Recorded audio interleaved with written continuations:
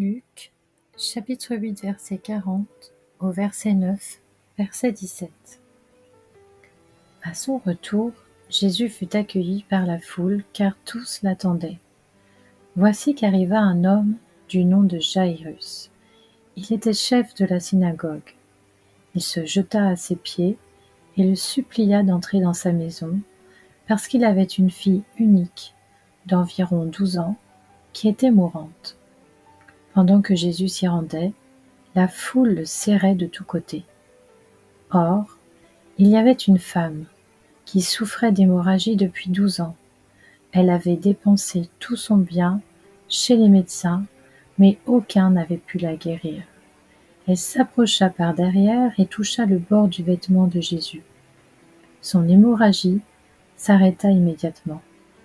Jésus dit : « Qui m'a touché ? » Comme tous s'en défendaient, Pierre et ceux qui étaient avec lui dirent : « Maître, la foule t'entoure et te presse, et tu dis : Qui m'a touché ? » Mais Jésus répondit : « Quelqu'un m'a touché, car j'ai senti qu'une force était sortie de moi. » Voyant qu'elle n'était pas passée inaperçue, la femme vint toute tremblante se jeter à ses pieds.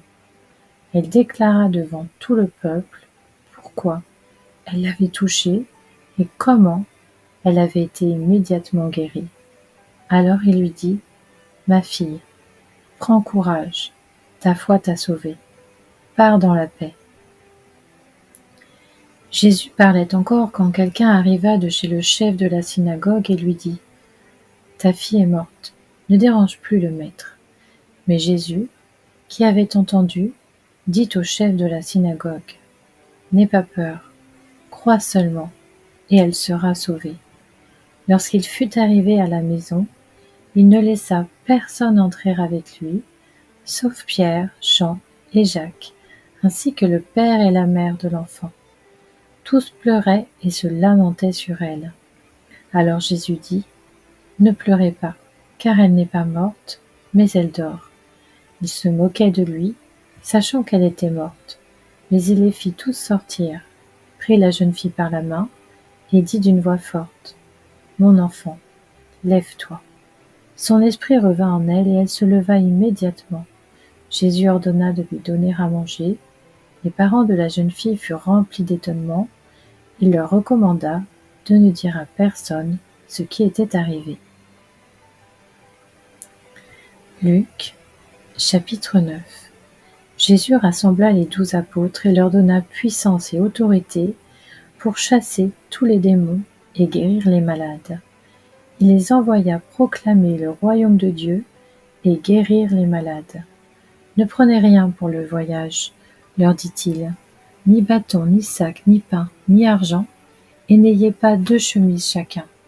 Quelle que soit la maison où vous entrez, restez-y, et c'est de là que vous partirez.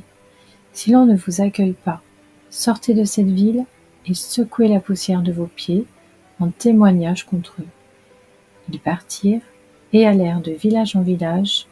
Ils annonçaient la bonne nouvelle et faisaient partout des guérisons.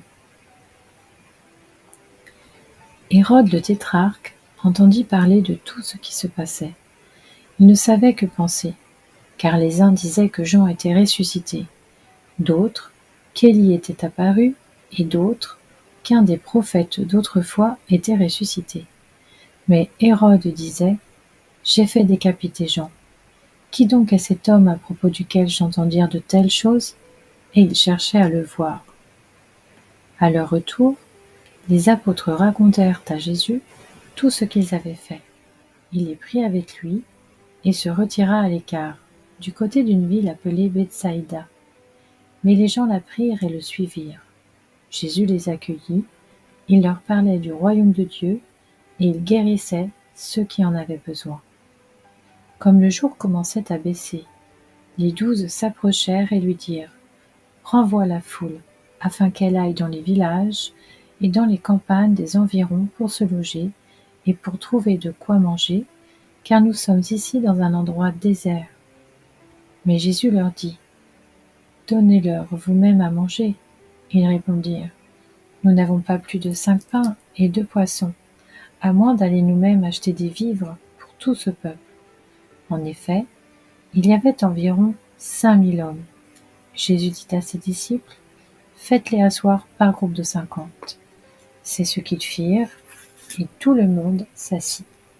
Jésus prit les 5 pains et les 2 poissons, leva les yeux vers le ciel et les bénit.